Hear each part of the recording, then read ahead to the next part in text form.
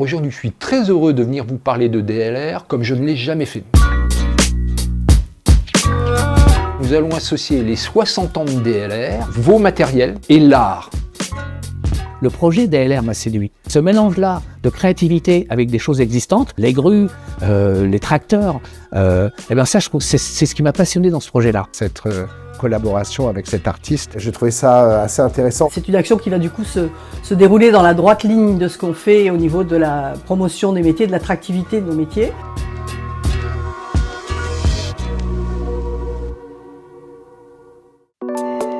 L'idée, c'était de contacter Alphonse Marcel, connu dans le monde de l'auto, de la moto. Il travaille avec l'IA. Nous lui avons proposé de travailler sur 11 œuvres du monde des matériels. Ces œuvres, futuristes, décalées, elles vont être mises aux enchères. Je suis un grand fan de l'art industriel. J'adore le steampunk. J'adore tous ces genres qui mélangent la technologie et le côté un peu vintage, un peu rétrofuturiste. Moi, ce que j'ai trouvé vachement passionnant dans le projet DLR, c'est le fait d'inventer, d'imaginer, de créer un peu les outils de construction de demain.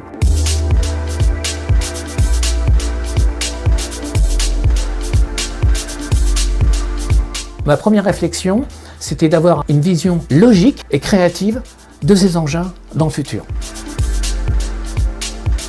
L'intelligence artificielle, ça demande énormément de recherche. Et donc, j'ai commencé à taper plusieurs mots-clés avec les couleurs, les matériaux, dans quel univers ils sont. Au début, ça vous crée une image qui n'est pas tout à fait ressemblable à ce que vous voulez. Et dans cette image-là, vous lui dites « je veux ça et je veux ça ». Et ensuite, vous lui dites « tu retravailles, tu retravailles ». Et à un moment, au milieu de 1000 images, il va vous en sortir une qui est super.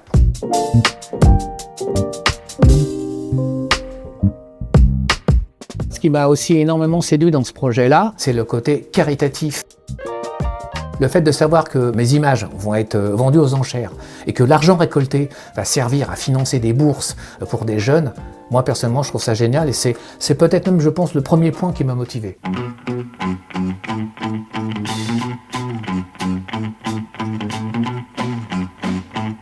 Nos ventes aux enchères, on existe depuis 1958, de 58 à 2020. On avait des ventes live, ce qu'on appelait en anglais, donc c'est des ventes physiques, les gens venaient se déplacer. Il y avait un commissaire-priseur, ce qu'on appelle en anglais un auctionnaire, qui chantait la vente. Donnez-moi 1000, j'ai pas 1500. Aujourd'hui, c'est 100% en ligne et 100% sans réserve. Donc la vente s'ouvre 4-5 jours avant.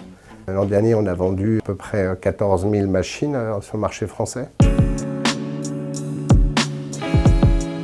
L'idée, on en a discuté un peu avec Hervé, je trouvais ça très sympa. C'était juste pour collaborer avec le DLR et apporter une pierre à l'édifice, on va dire. La vente va s'ouvrir le 20 mars, elle se terminera le 27 au soir pendant le dîner du gala. J'espère que vous serez tous nombreux à vous enregistrer pour que cette vente soit un succès. Le conseil d'administration DLR a décidé que le bénéfice de cette vente aux enchères irait au profit de la formation professionnelle à nos métiers. Plus précisément, les bénéfices récompenseront les jeunes champions de la profession, de la maintenance des matériels de construction et de manutention, qu'ils soient médaillés au WorldSkills ou lauréats du concours général des métiers.